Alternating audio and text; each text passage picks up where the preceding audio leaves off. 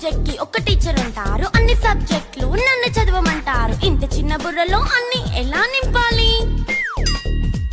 Class work, home work, fair notes అంటారు. Subject కి 3 books పెట్టి బ్యాగ్ నింపుతారు. ఇన్ఫాక్ట్ నా బరువు కన్నా నా బ్యాగ్ బరువే ఎక్కువ.